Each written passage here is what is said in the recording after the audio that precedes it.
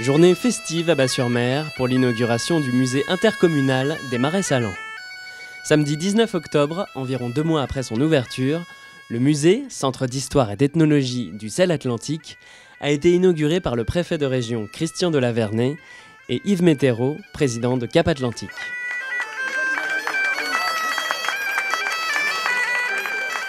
Après la traditionnelle coupure du ruban, une visite du musée a été organisée. Les élus et les nombreux visiteurs invités à la cérémonie ont pu découvrir la nouvelle structure, plus vaste, qui accueille des collections riches et variées de plus de 9000 objets.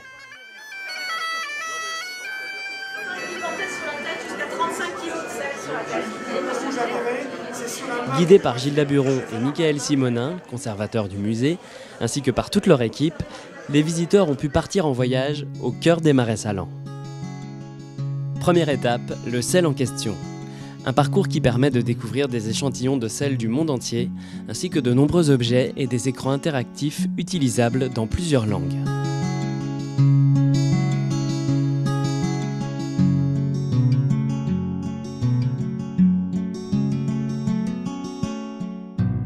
L'histoire des Marais Salants de la Presqu'île est la deuxième étape du parcours.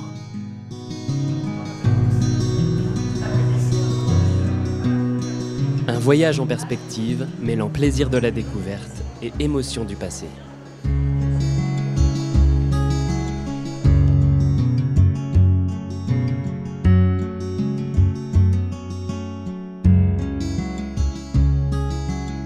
Enfin, la dernière partie, intitulée « Gens du Marais », présente la vie quotidienne des habitants de la Presqu'île.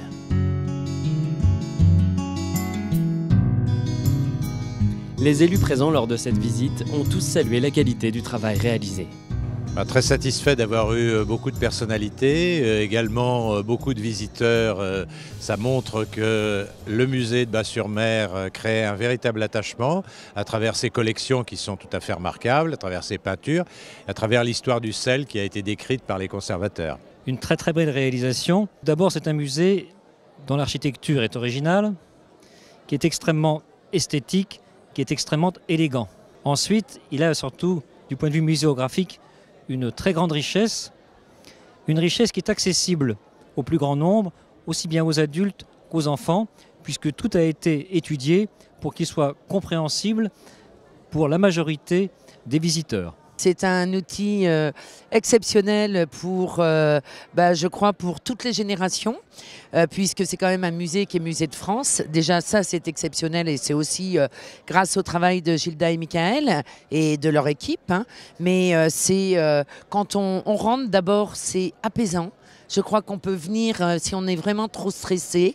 J'invite tous les Nazériens, tous les gens de la Carène, de Nantes Métropole et de Cap Atlantique à venir visiter ce musée parce qu'on se pose, on regarde et on apprend toute l'histoire du sel. Depuis un peu plus de 2 mois, le musée a déjà attiré plus de 6000 visiteurs. Gilles Daburon, conservateur du musée, tire un bilan positif de l'ouverture. Alors un accueil très positif en effet du projet du musée, de la qualité architecturale et scénographique du projet et des contenus scientifiques qui sont présentés, nous dit-on, de manière pédagogique, pour le plaisir du public. Et puis il y a de l'émotion esthétique également dans ce cadre du musée des Marais Salants rénové. Le retour du public est positif. C'est le meilleur jugement qu'on pouvait espérer pour ce projet. Quand je dis on, c'est pour l'ensemble de l'équipe qui a conduit ce projet à bien, les personnels techniques de Cap Atlantique, le personnel également de l'équipe permanente du musée. Il y a aussi une satisfaction de ce côté-là et c'est agréable de le dire. Parmi les objets présentés au public, une pièce exceptionnelle, la laverie à sel, reconstruite à l'identique de celle qui avait fonctionné dans les mêmes locaux de 1914 à 1962. Le musée accueille une très grande collection d'objets qui racontent la genèse du sel et des paludiers.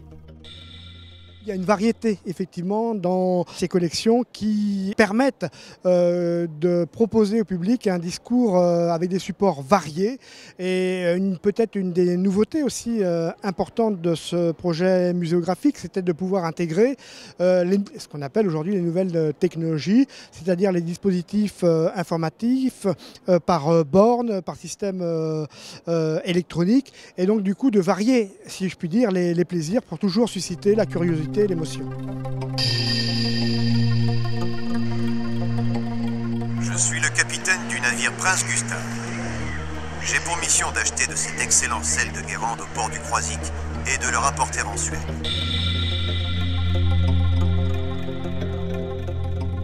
Le musée a pu rouvrir ses portes après 3 ans de travaux, un projet colossal qui n'aurait pas pu être supporté par une commune seule. C'est ce qui fait maintenant l'intérêt de ces intercommunalités, c'est de pouvoir bénéficier des contrats de territoire de la région et du département, mais également des fonds d'État ou des fonds européens, chose qu'une commune ne peut plus mobiliser aujourd'hui.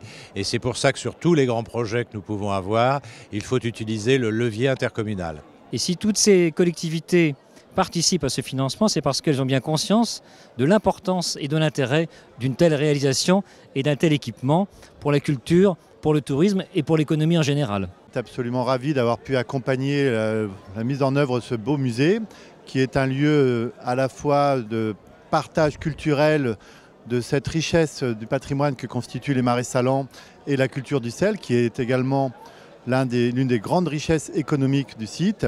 L'État a toujours eu pour principe d'investir dans les lieux de mémoire et dans les lieux qui sont comme aujourd'hui un lieu de mémoire moderne, puisque le musée des Marais Salants intègre à la fois une collection plus classique d'œuvres et une collection animée, partagée avec une vision moderne d'un musée qui, à mon avis, rencontrera auprès des publics à la fois jeunes et moins jeunes un vrai succès.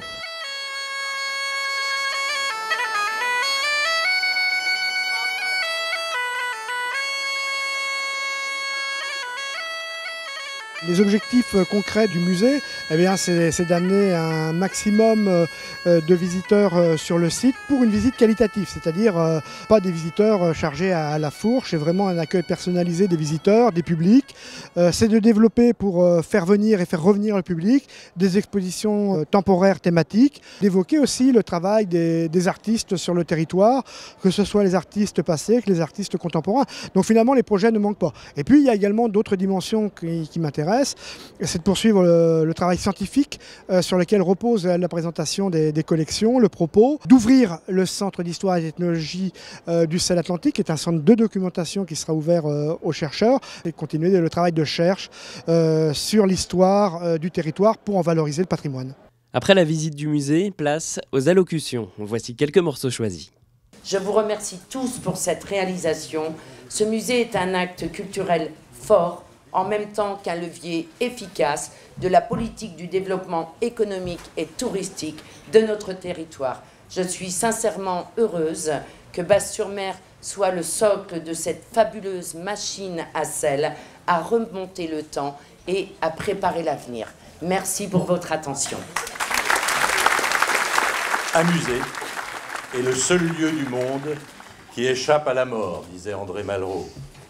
Tout esprit curieux trouvera là une source importante de découvertes, de pièces rares, qui enrichiront sa culture et sa connaissance d'un pays attachant, profondément humain, et que symbolise bien la superbe statue de Jean Fréhour, la porteresse de sel, à l'entrée de cet espace.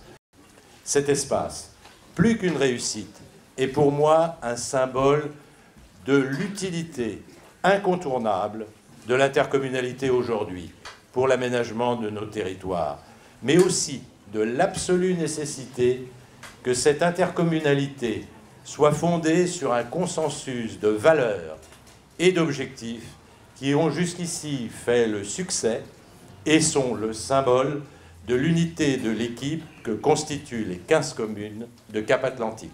Je vous remercie. C'est avec grand plaisir que je représente auprès de vous aujourd'hui, pour cette inauguration, le président Jacques Oxiet. L'extension et le réaménagement de ce musée ont été décidées par vous, élus communautaires. Vous avez souhaité inscrire ce projet dans le cadre du contrat régional que vous avez signé avec la région. Par notre participation financière à ces aménagements, nous traduisons ici notre volonté forte de renforcer l'attractivité de ce territoire et de contribuer à son développement économique en mettant en valeur ses atouts.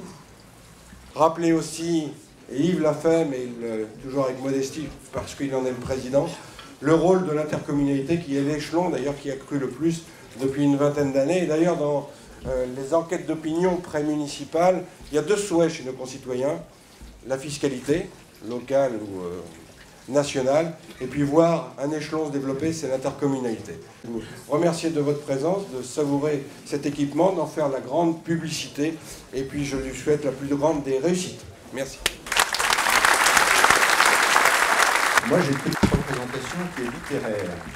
Et je confesserai que c'est une des premières représentations de cette région que je connaissais peu, qui m'a été adressée par un collègue, à vrai dire très âgé, ancien préfet il y a 35 ans de Loire-Atlantique, signé Paul de Payon, mais je soupçonne que c'est son pseudonyme. C'est une très belle représentation de votre pays. J'ai vu 2 mouettes, elles sont 3 maintenant. Elles prennent en enfilade le grand trait à tire-d'aile vers Guérande. Par-dessus la maison solitaire du Toumelin, navire toujours à son mouillage, elles trouent la lumière bleu-vert du crépitement de leurs cris. Le ciel est boursouflé de nuages. Dans leurs manèges et leurs courses, ils répercutent en gris et blanc les œillets et les amas de sel des paludiers. Immuables et mobiles au rythme des marées, 6 sables, petites sentinelles obstinées du jardin de la mer, 6 sables affirment et marquent son refus. Au loin, les clochers du Bourg-de-Bas et du Croisic pointent les périls de la Grande Houle et l'océan impossible. C'est donc avec des images plein la tête que les visiteurs sont repartis, dont celle de l'aquarelle de Jean Fréhour, intitulée « Le Bourg-de-Bas, vue des Marais Salants ».